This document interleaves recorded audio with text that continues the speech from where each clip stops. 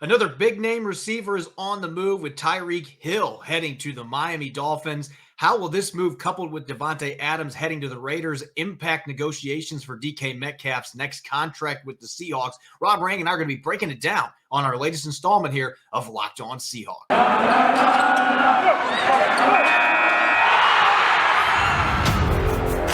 You are Locked On Seahawks, your daily Seattle Seahawks podcast. Part of the Locked On Podcast Network, your team every day.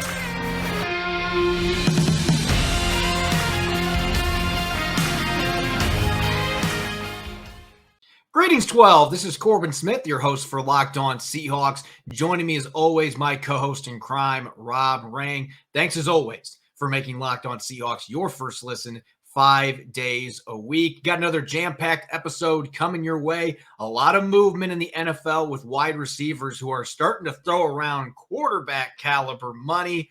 Tyreek Hill being the latest to break the bank, heading to the Miami Dolphins. How does that impact DK Metcalf's contract situation as he heads into the final year of his rookie deal with the Seahawks? Rob and I are going to be breaking that down, plus taking a look at where the defensive depth chart stands for the Seahawks after 1 week of free agency. Now for your lead story here on Locked On Seahawks. A familiar face is returning to the Pacific Northwest. As reported this morning, I've been able to confirm with multiple sources that this deal is indeed happening.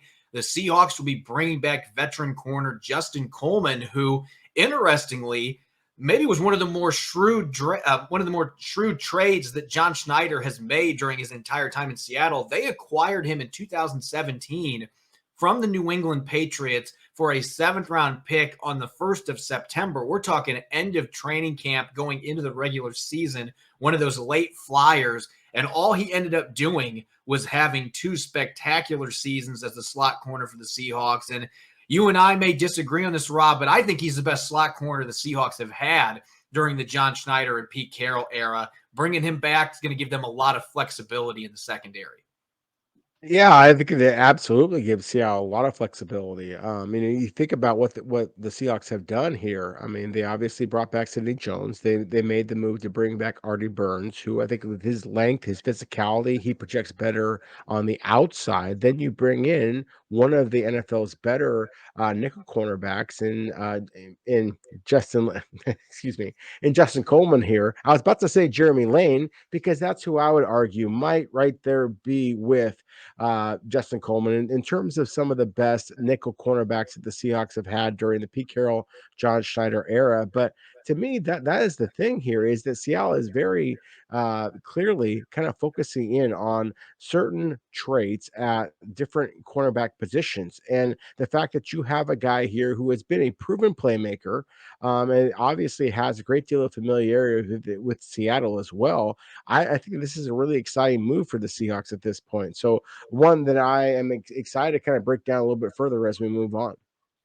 Yeah, Coleman is a player that still is playing at a high level. He did have a rough season 2 years ago with the Detroit Lions. You got to remember, after those 2 great years he had in Seattle, where he had 2 defensive touchdowns, 3 interceptions, 2 fumble recoveries, he cashed in with the Detroit Lions and signed a 4-year contract worth more than $30 million. But he only made it through 2 years of that deal because the second season in Detroit did not go well. He was on injured reserve for part of that and didn't play very well upon his return from that injury, ended up having a reduced role. But the Miami Dolphins, for just $2.25 million last year, got pretty good value with Justin Coleman. A nice bounce back season. He was targeted 39 times, did not give up a touchdown, had 2 interceptions and a pass breakup. Did have some issues with missed tackles, and that was a problem that he had his couple years in Seattle too. He is a capable run defender, but he did leave some tackles on the field. That's always been kind of an issue for him. But I really like this pickup because we know that the Seahawks, based on what Clint Hurt has said previously, they are going to be playing more man coverage. Sidney Jones today, speaking with reporters, hinted that as well. They're going to be playing more man than what we've seen. Last year with Ken Norton Jr., they were 31st in the NFL in cover 1 usage. So they very rarely played man coverage compared to the rest of the league. That's going to change, especially with Sean Desai now being on the staff. In Chicago, they played quite a bit of cover 1, and that's typical for Vic Fangio schemes. You're typically going to see more man coverage like that. You're going to see a good mix of two deep safety looks as well. Justin Coleman is at his best. Both of his picks last year came in man coverage. You go back and watch the games of the Seahawks in 2017, 2018. 2017, they were playing a bit more man coverage than what we've seen in recent seasons, and Justin Coleman was a big part of that. And so he gives them that flexibility. He could be your every down slot guy in the nickel, or you could do some mixing and matching. Maybe a player like Ugo Amadi, who is not as good in man coverage, doesn't change direction quite as well, but is really sound in zone coverage. There may be certain opponents you game plan and you're going to use him a bit more out there in the slot, or maybe Marquise Blair. Artie Burns played quite a bit in the slot for the Bears under Sean Desai last season. So what they've really done, Rob, is they've given themselves a lot of options, a lot of alternatives to pick from, defensive flexibility, defending the pass against different types of offenses. And in the long run, it might spell doom for one of those players, because I don't know that they can hang on to all of those players, especially with some of the guys on the outside. If they draft a corner or two, it is going to be extremely competitive just to get a roster spot in this group.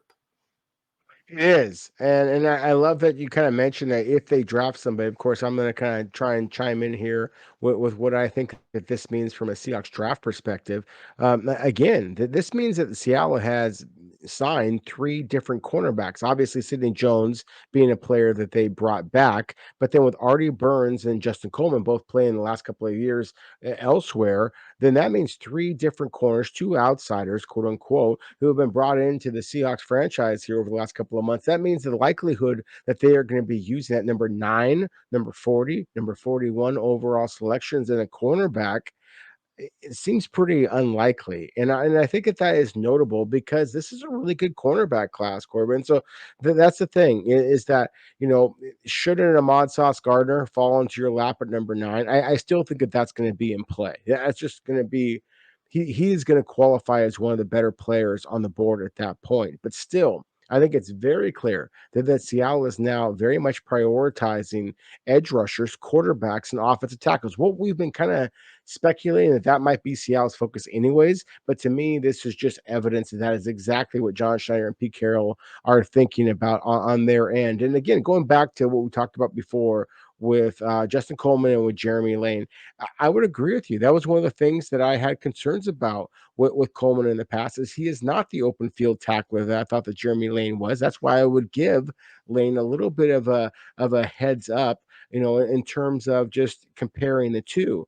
Ugo Amadi is very much that same way. I think that he is a good open field tackler, but he does not have the man-to-man skills. He's not quite as quick laterally, not quite as fast vertically, doesn't have the length in terms of his arms. So I think that he has got to be a player who is very much unaware at this point, considering the fact that the Seattle just brought back Justin Coleman. And again, I am encouraged by the talent that Seattle has brought back at the cornerback position. We do expect Seattle's pass rush to be a little bit better. Again, I'm a big fan of the signing of Nwosu from the Chargers, and I do think that Seattle is going to be investing in a relatively early selection, perhaps as early as number 9 overall, in that pass rush, and making it a little bit easier on Seattle's cornerbacks to be able to play that man-to-man position that you described before. Yeah, like you said, these moves suggest that Seattle, and again, it doesn't rule them out from picking a corner early, but again, they have never picked a corner earlier than the 3rd round under John Schneider and Pete Carroll. And this suggests to me, bringing in these veteran corners that are good scheme fits, they might not necessarily be wanting to use an early pick at that position. Nonetheless, they have given themselves options. You have players that have different skill sets that may be good fits against different types of offenses. And Sean Desai is going to want to mix and match some of these players out there when they're in nickel and dime sets. And so it's going to be really fun to watch. Again, a lot of options. Speaking of options, you never have a shortage of options when it comes to Built Bar. If you haven't tried Built Bar Puffs, you're missing out. One of the best Built Bars on the market, protein-infused marshmallows. They're fluffy. They're marshmallowy, not just a protein bar. They're a delicious treat covered in 100% real chocolate. Puffs are going to be a fan favorite, and a lot of incredible flavors as well. Coconut marshmallow, banana cream pie, so delicious. All Built Bars are covered in 100% real chocolate, low calorie, high protein. These are going to replace your candy bars. 4 grams of sugar, 4 net carbs, and 17 grams of protein. Regular Built Bars come in a bunch of amazing flavors too. Coconut almond, peanut butter brownie, They're always coming up with new flavors. If they think a flavor might be good, they're going to make it, and it's going to be delicious. Go to Built.com and use the promo code LOCK15 and get 15% off your order. That's LOCK15 for 15% off at Built.com. You're listening to the Locked On Seahawks podcast. I'm Corbin Smith, joined as always by Rob Rang. Thanks for making Locked On Seahawks your first listen 5 days a week. And make sure to check out the Locked On NFL podcast, streaming 5 days a week on YouTube. Expert analysis for all 32 teams, 5 days a week. Again, that's available streaming on YouTube. You can also check out the audio versions on all major platforms. Let's talk receivers here, Rob. And DK Metcalf, the most high-profile player in the Seahawks roster that is entering a contract year, the final year of his rookie contract. He's put up gaudy numbers the last 3 years. He was a second-team All-Pro selection at just 22 years of age 2 years ago. Broke Steve Largent's single-season record for receiving yards, 2 years with 10-plus touchdowns. He's just been spectacular since they drafted him late in the second round out of Ole Miss a few years ago. And this has been a contentious topic for a while because the Seahawks typically are not a team that throws the football near as much as a lot of other teams in the league. And they've already invested a ton of money in a new contract for Tyler Lockett. Now you've got Davante Adams and Tyreek Hill changing teams and signing record-breaking contracts, both of them getting quarterback money. DK Metcalf, just 24 years old. It feels like if the Seahawks are going to do what Pete Carroll said they're hoping to do yesterday and getting him locked up quickly, it is going to be for a lot of money. A lot of money, as you said, quarterback money. And let's put that in perspective. I mean, the deal that Davante Adams just signed is going to average $28 million per year. The deal that Tyreek Hill just received from the Miami Dolphins after getting traded from the Kansas City Chiefs. If you weren't paying attention on a random Wednesday in March, Corbin, then, oh my goodness, Cheetah, the NFL's fastest, most explosive receiver, with all due respect to DK Metcalf, just got traded from the Kansas City Chiefs to the Miami Dolphins, and he has signed for a contract that's going to give him $30 million per season. I mean, my goodness, we are in a whole different era of the NFL, and I think it just kind of speaks to one of the reasons why Seattle felt like they had to trade Russell Wilson. They didn't have any other choice. You either have to have a number one quarterback, or you have to have a number one wide receiver, or you have to try and figure out a way that you can win in today's modern era of pass-happy NFL without either one of them. And I think that Seattle made the choice with the younger, more gifted, frankly, receiver in DK Metcalf than the obviously older, obviously more proven as well quarterback in Russell Wilson. I mean, they kind of were put in a situation where they had to make a choice, and they did make a choice.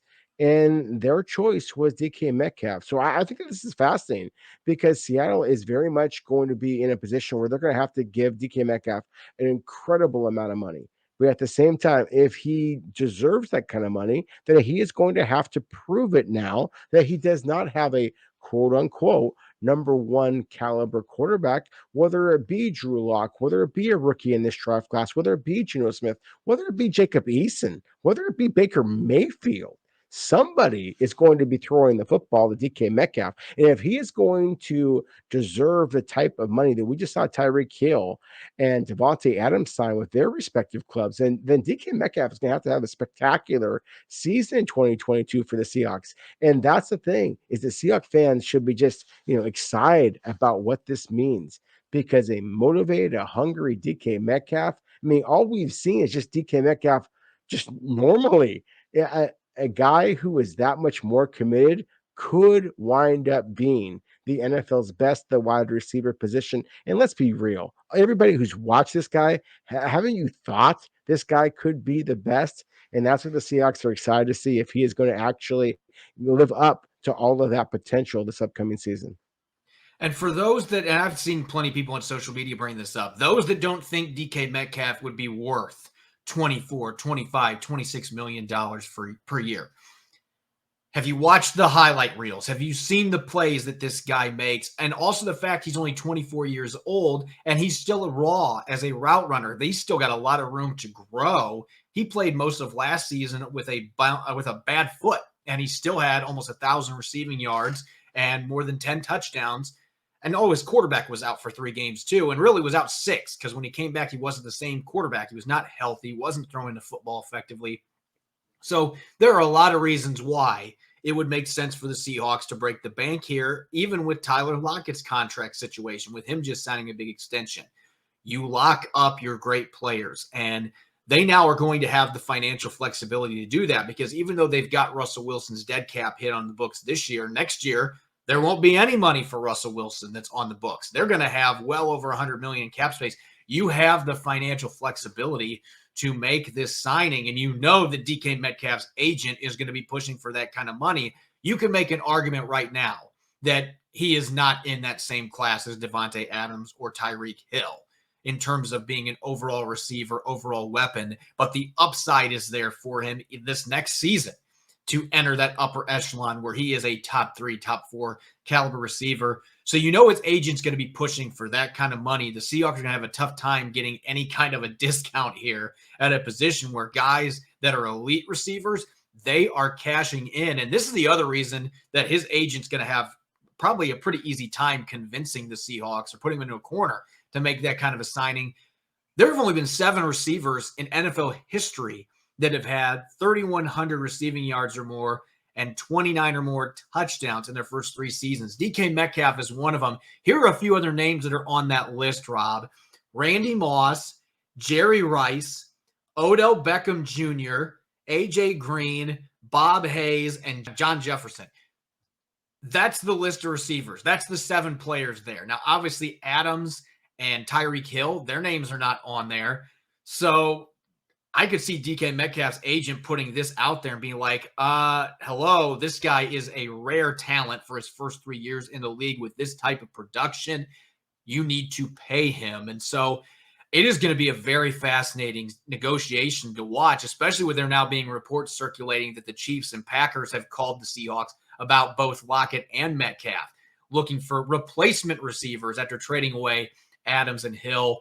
Who knows if anything's going to go on that front. But if the Seahawks don't want to pay $25 million per year to DK Metcalf, maybe they'll look at the haul that the Chiefs got back for Tyreek Hill today. I mean, they basically got the same package that the Seahawks got for Russell Wilson in terms of draft picks by trading Tyreek Hill away.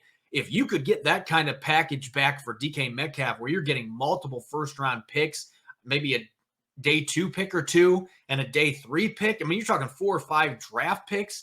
You would at least have to listen. As John Schneider's talked about, you got to pick up the phone and you got to listen. I'm not condoning them making that move, but I could see the Seahawks having some interest in that, especially considering that they are now entering this new era without Russell Wilson and Bobby Wagner. Yeah, I think you have to at least have that conversation if somebody's going to call you up and make that type of offer. I mean, as you just explained, Corbin, I mean, he's 24 years old. I mean, the numbers that you were just explaining, the 7 names that you just listed, I mean, half of those guys are Hall of Famers, and most of the other half aren't qualified yet to be Hall of Famers. And so that's the thing is that we were talking about truly rarefied air with this guy DK Metcalf, and that's one of the things that remains to be seen is how well he is going to do when he doesn't have a quarterback of the caliber of Russell Wilson. But at the same time, that's one of the things that Pete Carroll has been kind of talking about here on the local airwaves is that you don't necessarily have to have an elite caliber quarterback to win. And I would agree with that. I mean, especially when you have a running game the way that Seattle has, when you have a guy with the size and the speed, the ability to be able to kind of use, pardon the expression, but to beast mode cornerbacks the way that DK Metcalf can with both his size and his speed, then you do have truly a difference-making wide receiver here, and he does potentially deserve this kind of dollar. So I think it's going to be fascinating to see because I would be surprised if Seattle decides to trade him or decides to extend him at this point. I think that you got to keep that carrot in front of a guy who has struggled with durability throughout his college career. And if he can have that kind of that type of season that I think we're all expecting, hoping for from a Seattle perspective, then if nothing else, you have to franchise that player and be able to kind of keep him because he is that special of a guy. So to me, again, we talked about the Russell Wilson decision, and that was fascinating in so many different ways. And obviously, Seattle made the decision they felt like they had to do. They have a few more options here with DK Metcalf, and he is that damn good. So that's the thing is that you have a decision you have to make here with him. I think that he wants to be here. I think that his production speaks for itself. I think his age speaks for itself. I think we might be talking about one of the truly Canton level players that the Seattle Seahawks have ever drafted, groomed, and hopefully be able to watch him, play his entire career with the Seattle Seahawks. And that would be my argument here, why you hang on to him. Again, just a phenomenal talent. He's 24 years old. 6'4", 230-pound receivers that run 4.3 340s and can burn corners downfield. Those don't grow on trees.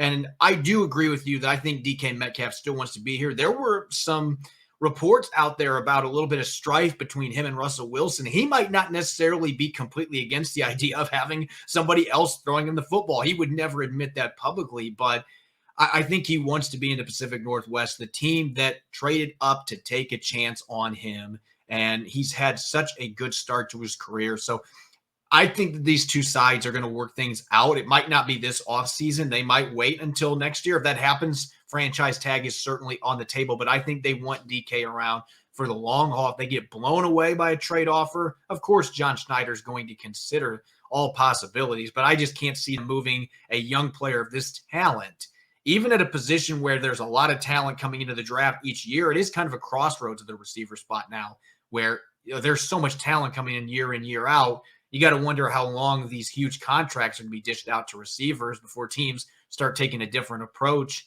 and moving on from players. Maybe that's what the Packers and Chiefs are doing right now, and they're going to cycle back through some younger receivers in the draft class. But nonetheless, I don't see the Seahawks going that route. I think DK is going to be a Seahawk for an extended period of time. It's just going to cost a lot of money. That's the one guarantee we have. It is going to be 25, 26, 27, maybe more $1 million to get this guy per year locked up. And every dollar that he asks for, I think he's going to be totally worth that. He's going to have earned it with the numbers he's put up so far. We're going to get to our defensive depth chart, state of the Seahawks roster. Yesterday we looked at offense, and I'm looking forward to this, Rob, because maybe we'll have a little more positives to look at on the defensive side of the football, especially with now Justin Coleman joining the team. Well, before we break down our defensive depth charts, I want to talk to you about a product my wife and I use literally every day. We started taking athletic greens because we want an easy, delicious way of improving our gut health, and we found it. With one delicious scoop of athletic greens, we, and you as well, could be absorbing 75 high quality vitamins, minerals, whole food sourced superfoods, probiotics, and adaptogens to help you start your day right. This special blend of ingredients supports your gut health, your nervous system, your immune system, your energy, recovery, focus, and aging. It's lifestyle friendly. We drink it first thing in the morning, even before our coffee. It contains less than 1 gram of sugar, no GMOs, no nasty chemicals or artificial anything, while still tasting good. We've experienced better, sounder sleep and recovery. It supports mental clarity and alertness. It's the one thing with the best things. Athletic Greens uses the best of the best products based on the latest science. Right now, it's time to reclaim your health and arm your immune system with convenient daily nutrition. It's just one scoop in a water every day. That's it.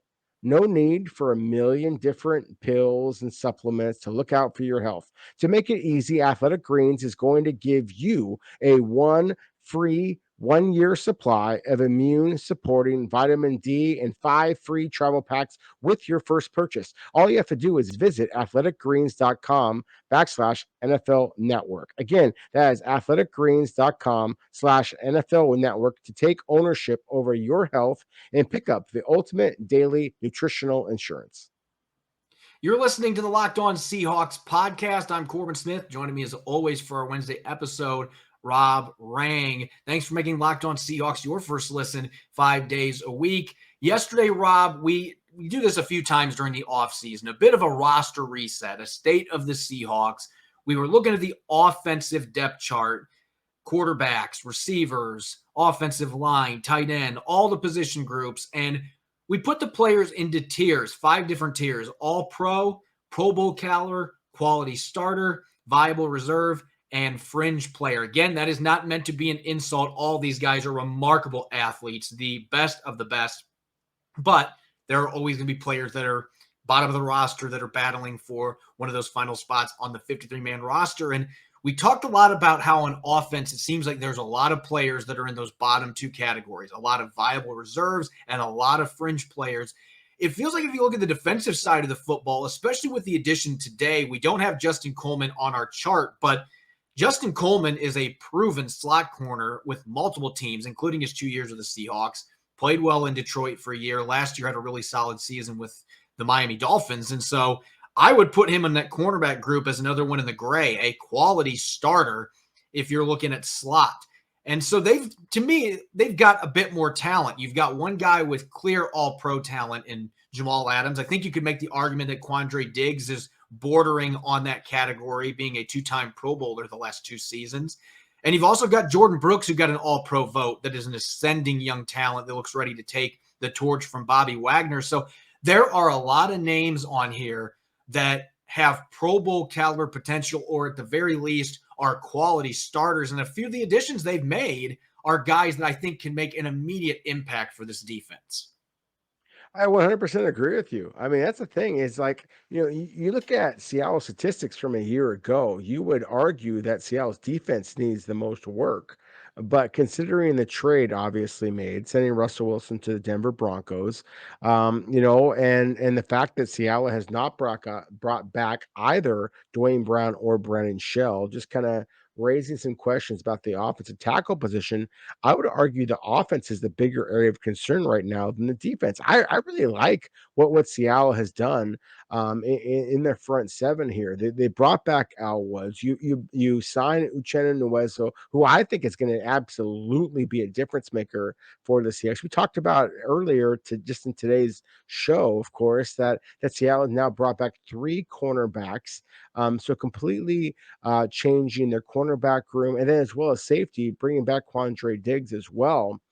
I really look at this spot or this positional group as far as the defense, and I just still think that you have to do something at that off-ball linebacker position, and I think that at least on paper you have to do something. I should kind of take a step back there. The Seahawks know better than anybody what they believe in with Cody Barton and Ben Burke-Kirven, what they know about John Radigan and his ability to come back from that significant knee injury from a year ago. But at the same time, I like this linebacker class. I think that it's better than people want to give it credit for. And then as far as the edge rushers, again, I think that the fact that you signed Nwosu right off the bat, then this is not an area of huge concern. But we know the way that you have to compete in today's NFL, Corbin. So maybe that still suggests you have to get one more edge rusher. But still, I think just looking at the depth chart right now as it stands a week after free agency began, there's still some areas of concern, but also some areas that Seattle has done some legitimate work and deserves a little bit of kudos for the signings that they've made so far. Yeah, I think you just pinpoint the 2 position groups on here that I think still are the biggest question marks. Safety is outstanding as long as you can keep your players healthy. You've got Jamal Adams, you've got Quandre Diggs, your starters, and then behind them, Marquise Blair could still be a quality safety in the NFL. He's just been hurt so darn much. We haven't had a chance to really see what he can do for an extended period of time. Ryan Neal has been a great super sub. You're going to have him coming back. Ugo Amadi can play the safety positions, particularly free safety. So they've got some good depth at the safety position, along with having star power. And I really like the defensive tackle group that they have, because Al Woods had a great season last year. I like the contract they gave him.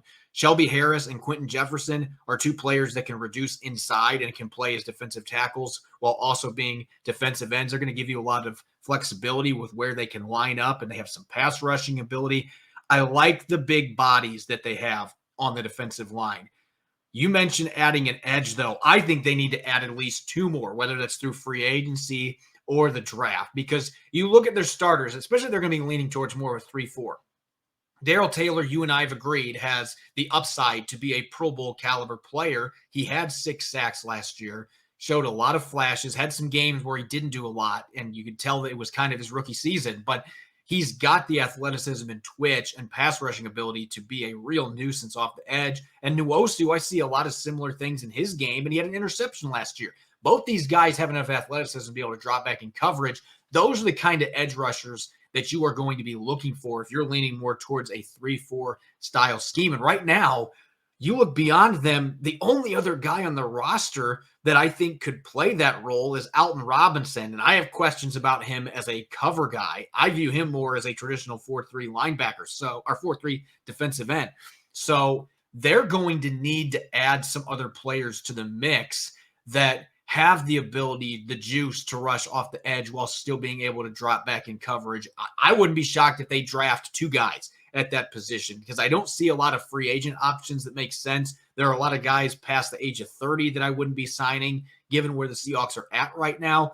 But that would be a big question mark for me. And I agree with you. This linebacker class is much better than advertised. I mean, think of some of the names we've thrown around in our mock drafts when we've done that. Georgia's got like 18 good linebackers in this draft class to pick from. Channing Tindall, Quay Walker. There's a kid from Montana State, Troy Anderson, I think would be really fun in Seattle with his background playing multiple positions and his freakish athletic traits. There are a bunch of other guys in that day 2, early day 3 window that would make sense. And Cody Barton might be your guy. I mean, he looked good the last 2 starts last season, replacing Bobby Wagner, but we have not seen him out there near enough for me to jump to the conclusion that, you know what, that's your replacement for Bobby Wagner. I need to see him go out there and beat out a rookie or beat out a free agent that is brought in that's got starting experience. And he's got to be able to prove that he can play a full season as a defensive starter. He has not had the opportunity to do that. And so I'm hesitant to say that's your guy. He could be. This just looks to me like a position group, though, that regardless, you're going to need to add some capable bodies to compete against him. If Ben Burkervin comes back healthy, John Radigan might be your wild card there, a guy the Seahawks really like. If he can come back successfully from his torn ACL, they need to add another body or 2, though, at that position. So to me, those are the 2 most notable areas to address, and I still think drafting another outside corner would make a lot of sense, too. No, I agree. I think that always adding cornerback talent, especially in a draft class as good as this one, would make some sense. But again, I think that we just basically, identified the 2 positions that we can expect the Seattle to invest a draft pick in. Seattle right now has 8 draft picks, of course, in the 2022 draft class, including number 9 overall, number 40 overall, number 41 overall. And the 2 positions that we have focused our attention on would be edge rusher and the off-ball linebacker. I would be stunned if Seattle does not invest at least 1 draft pick in those 2 positions this year. So to me, that's what it all comes down to, Corbin, is that the draft fans out there who are listening to our podcast and start watching some tape. I talked to a general manager a couple of days ago who said that he thought there could be 10 edge rushers who are drafted in the first round. Let's just be clear. There's 32 picks in the first round. If 10 of them are dedicated to one position, then oh my goodness, that just speaks to what a remarkable draft class this is at pass rusher, and why Seattle probably has to be a little bit of a betting favorite to use number 9 or 40 or 41 or perhaps 2 of the 3 on edge rushers, because this draft class among edge rushers is really that special. And I'm going to throw one other position out there that might be a wild card with one of those first 3 picks they have in the first 2 rounds, because I don't think there's great depth necessarily this year at defensive tackle, but there are some really intriguing 3-tech, 5-tech hybrids that are going to be available in those first couple rounds that could make a lot of sense for the Seahawks. And Al Woods is going to be 35. He is not a long-term solution for the Seahawks. Poona Ford's entering the last year of his contract. Maybe that's a player they prioritize extending this offseason, but he's going into free agency soon. So that is a position group that I could see if Seattle finds a player like, let's say Perion Winfrey ends up falling into their lap early in the second round with one of those 2 picks they've got. Then I could absolutely see John Schneider picking him because Winfrey would be a good fit as that 3-tech spot playing in your 3-4 alignment. And if they're playing some of their 4-man front stuff, you can play him as a big end. He's got enough athleticism to be able to do that. And so I think that there are some interior players that could make a lot of sense for the Seahawks. I just don't view it as their greatest need. But if you're going by best player available and looking more long-term than short-term, then that absolutely would be a need for them to consider here.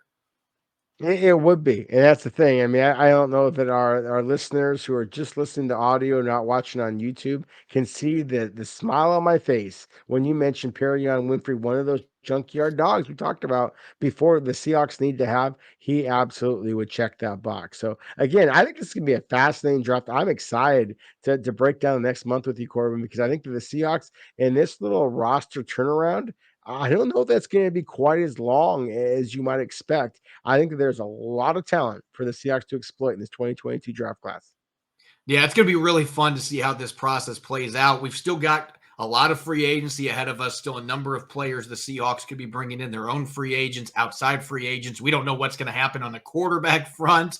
So there's a lot of question marks for the Seahawks, but that's what makes this time of year exciting, especially when you're going into a new era. Obviously, it bums fans out that you're moving on from Russell Wilson and Bobby Wagner, but there's a sense of freshness. Now, whether that ends up paying off with a team getting built that's going to be contending, or it sets the organization back because they misfire in a bunch of moves, we don't know what's going to happen. But it'll be a fascinating thing to see how things play out here over the next month or so as we lead up to the 2022 NFL draft. As always, you can follow me on Twitter at Corbin Smith NFL. You can follow Rob at Rob Rang. We appreciate you making Locked On Seahawks your first listen 5 days a week. Now make sure to check out the Locked On NFL Draft Podcast hosted by Ryan Tracy and former NFL cornerback Eric Crocker. They bring the NFL draft to life every day with insight and analysis on college football prospects and NFL front offices. It's free and available wherever you get podcasts. Make sure to check out Locked On Seahawks on Apple Podcasts, Google Podcasts, Spotify. If you're watching on YouTube, make sure to subscribe and share with friends. 5 days a week, live streaming. Thanks for listening in. Coming up on tomorrow's show, going to be answering your questions, our weekly mailbag, and the latest on free agency, maybe looking at some cap casualties, mid-free agency cap casualties for the Seahawks as we head closer to the draft. Thanks for listening. Enjoy the rest of your Wednesday. Go Hawks.